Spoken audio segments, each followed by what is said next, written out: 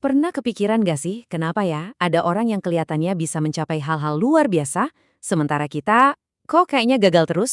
Nah, jawabannya mungkin banget ada di dalam ide-ide dari buku fenomenal James Clear, Atomic Habits. Yuk, kita bedah bareng-bareng gimana caranya perubahan paling kecil sekalipun bisa membawa hasil yang paling dahsyat. Kita semua pernah kan ngerasain ini? Awal tahun semangat banget bikin resolusi. Baru beberapa minggu udah balik lagi ke kebiasaan lama. Ternyata ada loh alasan psikologis yang kuat banget di balik kegagalan ini. Dan kita bakal ungkap sekarang juga. Oke, kita mulai dari musuh terbesar kita dulu nih pas lagi ngebentuk kebiasaan baru. James Clear nyebutnya dataran tinggi kekecewaan, dan ini nih yang jadi biang keladi kenapa banyak banget dari kita akhirnya nyerah di tengah jalan. Coba deh lihat grafik ini.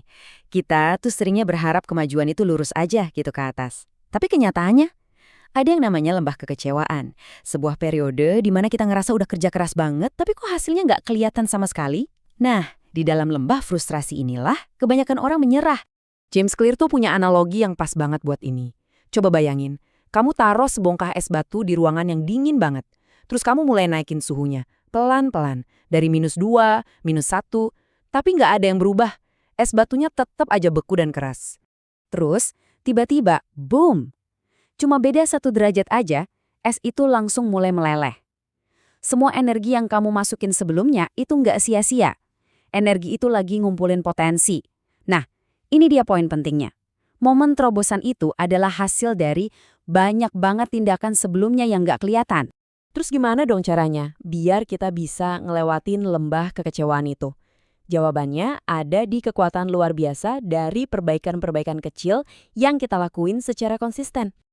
Ada satu contoh yang keren banget nih, tim balap sepeda Inggris. Selama 100 tahun, mereka itu bukan cuma tim biasa, tapi benar-benar jadi bahan ledekan. Saking parahnya, ada satu produsen sepeda terbesar yang sampai nolak jual produknya ke tim ini karena takut reputasinya jadi jelek. Sampai akhirnya datang direktur baru namanya Dave Brailsford dengan filosofi yang radikal, agregasi keuntungan marginal. Idenya simpel tapi kuat banget. Cari perbaikan 1% dalam segala hal. Mereka mulai dari yang paling kelihatan, jok sepeda yang lebih nyaman, ban yang cengkramannya lebih bagus, sampai baju yang lebih aerodinamis. Nah, tapi jeniusnya tuh di sini. Mereka nggak berhenti sampai di situ. Mereka nyari perbaikan 1% di mana-mana.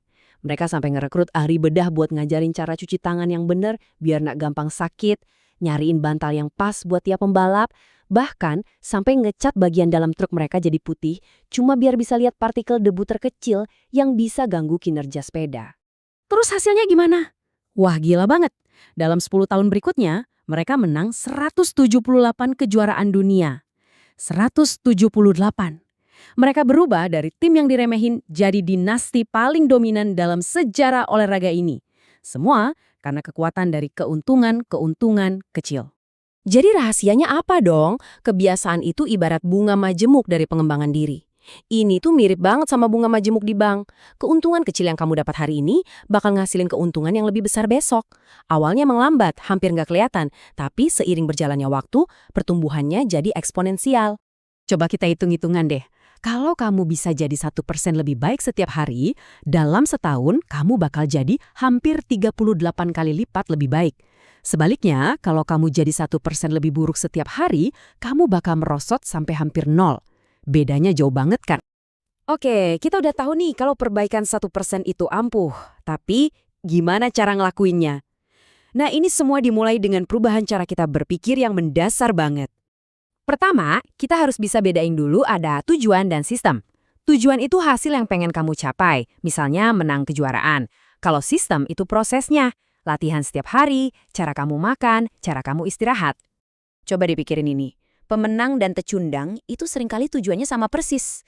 Setiap tim sepak bola pengen jadi juara. Setiap orang yang lamar kerja pengen diterima. Kalau semua orang tujuannya sama, berarti tujuan itu sendiri bukan penentunya kan? Kalau kamu fokusnya cuma ke tujuan, misalnya beresin kamar, ya kamarnya bakal rapi untuk sesaat.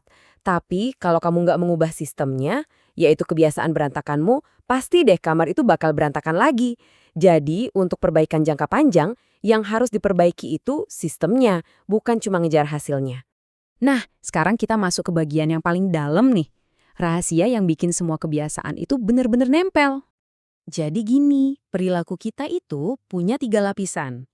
Lapisan paling luar itu hasil, contohnya nurunin berat badan. Lapisan tengah itu proses, yaitu kebiasaanmu, kayak olahraga.